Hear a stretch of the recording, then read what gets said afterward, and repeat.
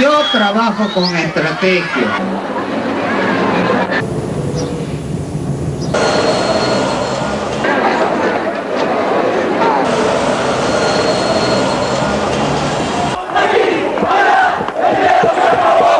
Español masticado, gesto de humilde vendedor de guantán, movimiento de robot articulado, degradó al Estado convirtiéndolo en olla regalada y en derechos violados. Un otro presidente y lo utilizó para mantenerlos en el fango. No fue un Robin Hood, fue el sátrapa de la necesidad ajena. Pobreza. En el año 1991, el 57,4% de la población era pobre. En el año 2000, el 54,1% era pobre. En términos porcentuales, rebajó el total de pobres en 3 irrisorios puntos. Pero en términos absolutos, en el 2000 había 1.200.000 pobres más. Vamos a ver quién se gana mi... La pobreza, esto es, mantenerla de forma consciente. Eso se puede corroborar con las fluctuaciones que tenían los gastos en los programas sociales en víspera de las elecciones. Estos gastos crecían enormemente en víspera de las elecciones y volvían a decrecer cuando éstas pasaban. La flamante ministra de Promoción... Estadísticamente, en la era Fujimori se dieron estos otros indicadores de fracaso. Aumentó la diferencia entre ricos y pobres. Los ricos fueron más ricos y los pobres más pobres. El gasto promedio de los hogares disminuyó. En 1991 era de 17.000 soles anuales por hogar. En el 2000 la cifra bajó a 15.817 soles. El gasto es el indicador del bienestar material de la población. Tuvo el dinero de las privatizaciones y el país solo se vende una vez. Utilizó los fondos del Fonavi a su antojo, para todo menos para financiar la vivienda de los trabajadores. Estamos hablando de millones de dólares que nunca más volverán. Y él perdió la oportunidad histórica. Quizás lo peor de todo es que demolió la conciencia colectiva para convertirla en frijol regalado.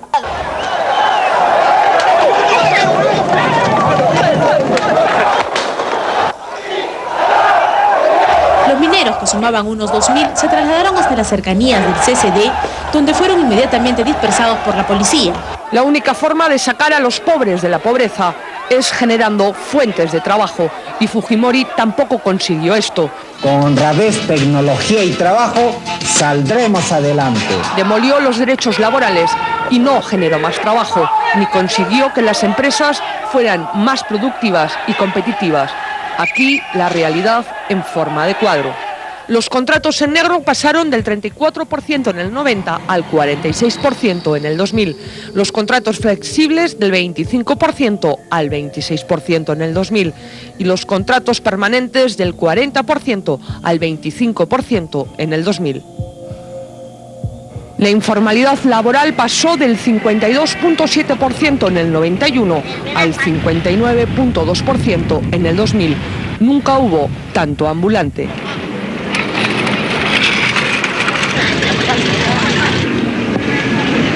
El famoso decreto 728, el reconocimiento en la Constitución del despido arbitrario como una fórmula legal y una maraña de normas que sirvieron para todo, salvo para hacer digno el trabajo. El compañero tomó una determinación, ha tomado lejía con el fin de mantener su puesto de trabajo, porque él dice prefiere morir antes de irse a la calle teniendo hijos menores. Puso en marcha una de las reformas más drásticas de América Latina, solo equiparable a la hecha por Menem en Argentina. Fujimori terminó con la estabilidad laboral. Comenzó la ola de despidos arbitrarios y masivos. Entraron los service, a igual trabajo, menos salario. Los contratos temporales se institucionalizaron. Los jóvenes dejaron de tener beneficios laborales. Los patronos podían alterar las jornadas a su antojo. No, ellos parten de una lógica simplista, ¿no? Reducimos los beneficios sociales, abaratamos los costos laborales y por lo tanto tenemos mayor productividad, mayor competitividad. Y esto no es un análisis tan tan corto, ¿no? Tan pequeño. Los sindicatos dejaron de negociar por sectores, se pasó al ámbito de la empresa y como la mayoría de los trabajadores comenzaron a tener contratos temporales, tenían que callarse por miedo. Las huelgas tenían que cumplir muchos más requisitos para ser legales. Y además, gracias a las privatizaciones sin estrategia, más de 120.000 personas perdieron su trabajo. Los nuevos operadores solo reabsorbieron al 36% y Fujimori no creó el fondo de compensación que debía haber creado por ley. Para los que nacieron en 1985, por ejemplo, o para los que nacieron antes, pero quieren la amnesia como epidemia en el Perú. La segunda parte tras la pausa. Hemos demostrado que somos capaces, junto con el pueblo, a resolver todo tipo de problemas. Las privatizaciones fueron su gran caja chica, la fuente de su clientelismo. Vendió el país a precio de huevo roto, subvaluó empresas, nos dejó sin sectores estratégicos y descapitalizó el país, porque a los postores les dejó carta libre para hacer y deshacer a su antojo. Las privatizaciones fueron ideológicas, no correspondieron a una estrategia. Lo único que importó fue hacer caja a como diera lugar. También el Cine Colón era rentable. ¿Y qué hace el Estado con el Cine Colón? Y quizás era el más rentable de todos, ¿no? Entonces el gran punto aquí es que no por ser rentable debe quedar en manos del Estado. Y esto es lo que se vendió. Electricidad, 68%, agricultura, 35%. De la minería se vendió el 90% de las empresas estatales. En manufactura, el 85,5%. Y de hidrocarburos, el 68%. Todo por 9.221 millones de dólares, de los que solo ingresaron al Estado poco más de 6.000. La diferencia en gastos varios, impuestos, pago a burocracia dorada, saldos de empresas que no pagaron. ¿Quién responde sobre más de 500 millones de dólares que tenemos pendientes de cobranza por las empresas vendidas a crédito? No tenía sentido privatizar empresas vendiendo a plazos, dando crédito. ¿Quién responde sobre más de 6.000 millones de dólares de compromisos de inversión, sobre la cual no hay cláusulas de exigencia que obliguen a los inversores a colocar esos recursos en el país? Eso está ausente. Y de los 4.880 millones que gastó de la privatización, el 45% lo destinó a la compra de armamento de ese que ahora se cae y al pago de deuda externa, algo que por ley estaba prohibido. El dinero de la privatización debía ir al desarrollo social y a la pacificación interna. Tuvo un manejo de parte de ese dinero para sus programas sociales a efectos de manejar clientela política en función de la reelección y la consolidación del poder fujimorista en el país. Vayamos con algunos hitos de la privatización. Petroperú se vendió por partes y se subvaluó. Ahora estamos pagando el precio más alto de la región en combustibles. La refinería La Pampilla se vendió el mercado más importante del país por 180 millones de dólares, cuando tenía unas utilidades anuales de 85 millones. Se vendieron los lotes petroleros con reservas aseguradas. Se vendieron los grifos uno a uno, como si fueran papayas. En concepto de alquiler, daban al Estado 38 millones de dólares anuales y se vendieron por 78. Otra filial de Petroperú, la naviera Transoceánica, es otro caso de subvaluación. Los buques que tenía estaban en buen estado y estaban valorados en 85 millones de dólares, pero la CEPRI valoró la empresa en 21 millones de dólares. Nos quedamos, además, sin transporte nacional de combustible. Otro caso clamoroso es Solgas, también filial de Petroperú. Se vendió por 7 millones de dólares, cuando solo su edificio principal estaba valorado en 5 millones de dólares y tenía unas utilidades anuales de 2 millones. Esto fue en 1992. 4 años más tarde, en 1996, los que compraron a este precio la vendieron a Repsol por 50 millones de dólares. Aquellos que argumentan que la venta de Petroperú, Centromin Perú o Ciudad Perú generaría inseguridad en la defensa de la soberanía nacional, pienso que no conocen los hechos, es todo lo contrario. Cuando Fujimori quiso reaccionar ya era demasiado tarde. De Petroperú solo quedaba la chauchilla. Aeroperú fue otra de las perlas de la privatización. Nos quedamos sin una línea de bandera nacional porque se vendió por vender al Grupo Aeroméxico, que la liquidó al poco tiempo. Se permitió que se administre fraudulentamente, de forma tal de que, aparte de que la empresa quebró, la empresa no declaraba las ganancias que tenían aquí, porque las facturaban como si fueran ventas hechas en México. La minería fue sin duda otra de las piezas angulares. Fujimori les dio un marco tributario que hasta ahora es el origen de muchos conflictos sociales. No puso límites a la contaminación. El impuesto a la renta se minimizó y como el canon minero dependía o depende del impuesto a la renta, hemos visto empresas como Dorran, por ejemplo, que en la práctica el impuesto a la renta pagado, por ejemplo, el 2002, no llegaba ni a 2.000 soles, ¿no? Caso Hierro Perú. Se presentó como el espaldarazo de la privatización.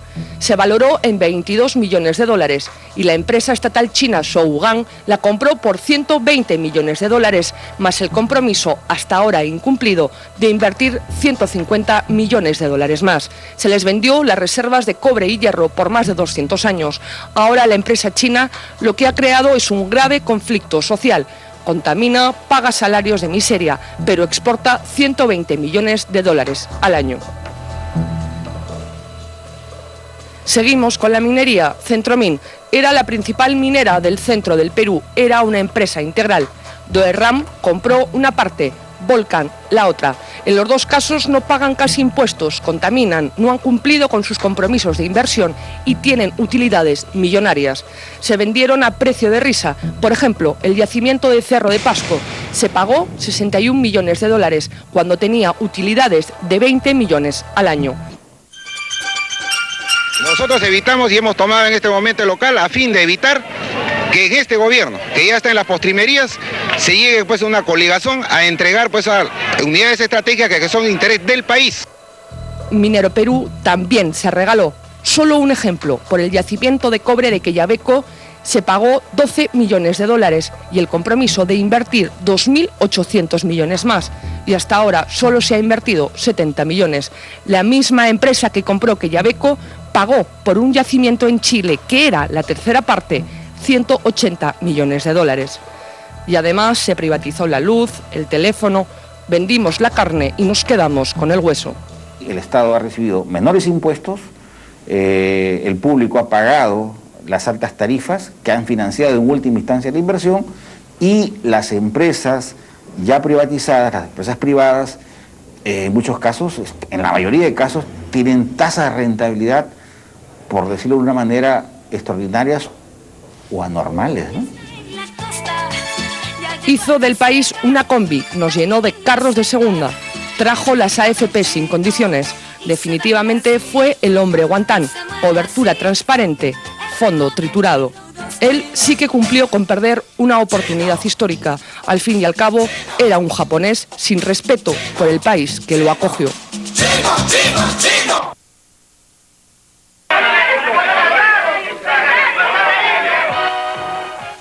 Las elecciones del 95 representaron el crisol cultural del Perú. Alberto Fujimori, descendiente de japoneses. El exsecretario general de las Naciones Unidas, Javier Pérez de Cuéllar, de ascendencia hispana, y alguien que entraba por primera vez en la arena política representando al mundo andino, Alejandro Toledo. Este era mi cuarto, hermano. Aquí dormía yo. Este era mi ropero. Que siendo de condición muy humilde había logrado romper diversas barreras y conseguir importantes logros profesionales. La participación de este peruano graduado en Stanford generó en el elector más curiosidad que auténtico entusiasmo. Esa curiosidad se transformaría en el gran apoyo popular que lo convertiría, años después, en presidente del Perú.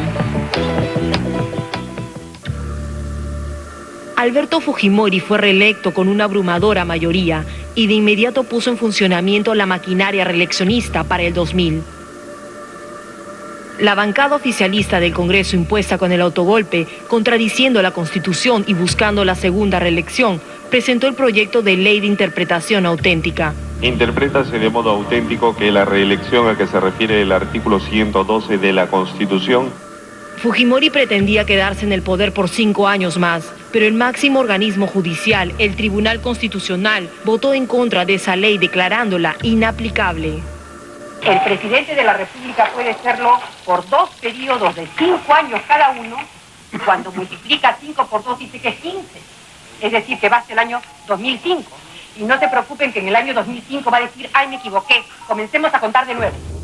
Todos los que votaron en contra fueron destituidos. Señor presidente, yo puedo acusar y acuso a los señores magistrados Nugent, Aguirre Roca, Rey Terry y la señora Reboredo Martán.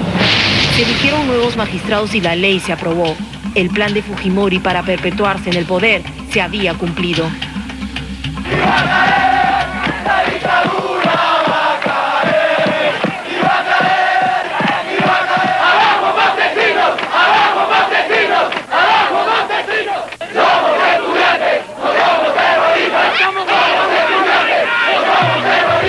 Ante esta amenaza, un grupo de ciudadanos empezó a recolectar firmas para convocar a un referéndum que pudiera derogar la ley de interpretación auténtica.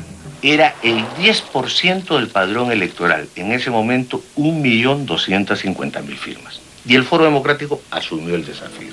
A pesar de que se lograron las firmas necesarias para legitimar el pedido, el Congreso no las validó.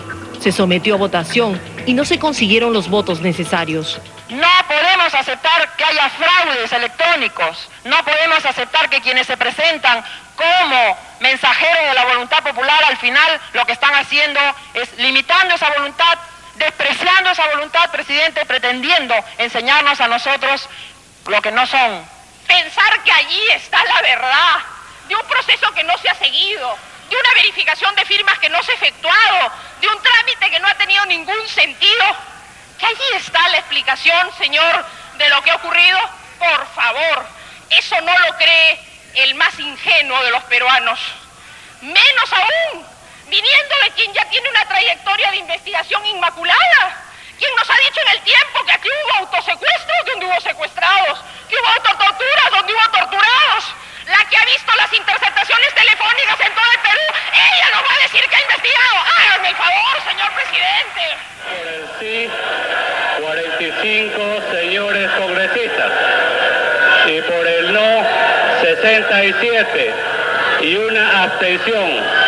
En consecuencia, el proyecto de ley número 3.924 ha sido rechazado.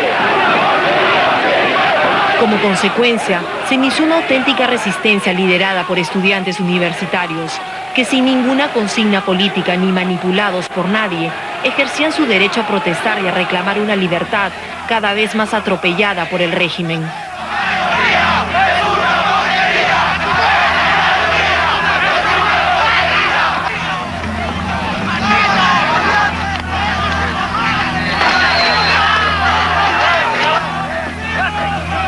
Montesinos, cada vez menos tolerante con la crítica, empezó una campaña contra determinados periodistas. Ya los medios de comunicación ya estaban un poco volcándose más para lo que eran los temas inactuales, menos en la investigación política, pero el control total absoluto yo sí siento que se llega a ocurrir, llega a perpetrarse luego de que cae Baruch Hipcher, o sea que se le retira la nacionalidad y es como una lección para todos los broadcasters, como diciéndoles, si ustedes no se portan, esto también les puede ocurrir. Y qué mejor si se les está abriendo las puertas y se les está ofreciendo incluso dinero para que pongan la línea editorial al servicio del gobierno, ¿no?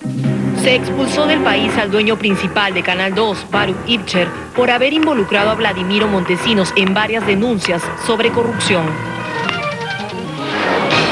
Intercepción a celulares de congresistas y periodistas, canal de televisión, opositores al gobierno. Hoy por hoy, uno de los secretos mejor guardados sobre este personaje tiene que ver con sus ingresos. ¿Cuánto gana Vladimiro Montesinos?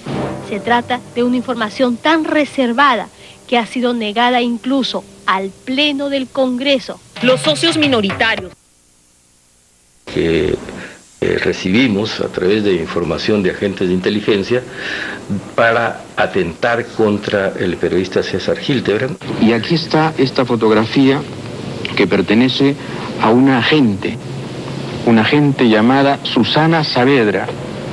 Esta es la persona que, según nuestros informantes, que realmente son buenos, iba a apretar el gatillo. Esta noticia apareció recientemente refundida en las páginas policiales de un diario local. Se trataba de un horrendo crimen en el que manos extrañas habían descuartizado a una joven mujer de 29 años de edad. Su nombre, Mariela Barreto Riofano, una agente del Servicio de Inteligencia del Ejército, que para más señas fue nada menos que la mujer de Martín Rivas, el oficial del Ejército peruano acusado hace algunos años de ser el autor del crimen de la Cantuta. Leonor La Rosa sufrió 3 paros respiratorios después de haber sido torturada sistemáticamente durante una semana. Ella no es una delincuente común, tampoco una terrorista. Ella es una agente operativa del Servicio de Inteligencia del Ejército, acusada por sus superiores de haber revelado planes de operaciones especiales, como el Plan Narval, ejecutado parcialmente con el atentado a la filial de Canal 13 en Puno, cuya existencia el Ejército siempre negó.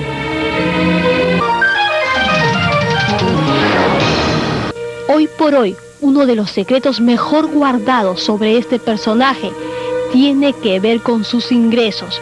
¿Cuánto del Congreso? Por el presidente del Consejo de Ministros, Alberto Pandolfi. Contrapunto, sin embargo, averiguó los atractivos y nada desdeñables ingresos del segundo hombre más poderoso del Perú, quien solo en 1995 facturó por sus honorarios profesionales más de 1,5 millones de nuevos soles. A comienzos de esta semana, en un lugar de Lima que por obvias razones no podemos precisar, una fuente sumamente confiable hizo entrega a Contrapunto de un valiosísimo material. Se trataba nada menos que de cassettes de audio y 2 disquetes de computadora conteniendo una indignante información. Por primera vez en los últimos años, estos cassettes de audio y estos disquetes pueden probar finalmente y de manera irrefutable que en el Perú el espionaje telefónico es una terrible realidad. Y lo que es más grave, es un arma que se viene utilizando cada vez con mayor fuerza contra políticos y periodistas. Una prensa adicta. Es el motivo que pagó tanto dinero a los dueños de televisión. El mismo Montesinos entregaba rumas de dinero en efectivo a cambio de asegurar el apoyo incondicional a los planes reeleccionistas del gobierno de Fujimori. Otra herramienta que usó para atacar a sus detractores fue la llamada prensa chicha, una prensa popular que utilizaba llamativos titulares para destruir la imagen de quienes se oponían o criticaban al gobierno. Ya hemos visto los diarios chicha con toda la plata que robaban realmente y que publicaban guerras psicosociales, ¿no? Ahí se conocía que eran de $3.000 a $6.000 por cada titular. O sea, cada titular, cuando era página abierta, era $5.000 a $6.000. Todos los días había un equipo en el Servicio de Inteligencia que fabricaba los titulares y los medios tenían que llenar las historias con mentiras para satisfacer este libreto que había sido elaborado en el Servicio de Inteligencia. Las primeras víctimas inmediatas de esa prensa chabacana, manipulador y pueril fueron los candidatos a las elecciones del 2000, Alberto Andrade y Luis Castañeda. Luego apuntarían sus ataques al entonces candidato Alejandro Toledo.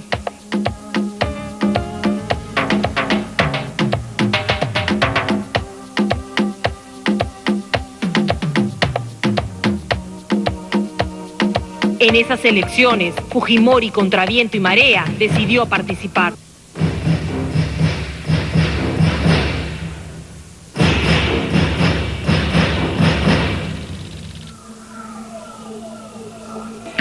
La maquinaria gobernista para las elecciones era arrolladora.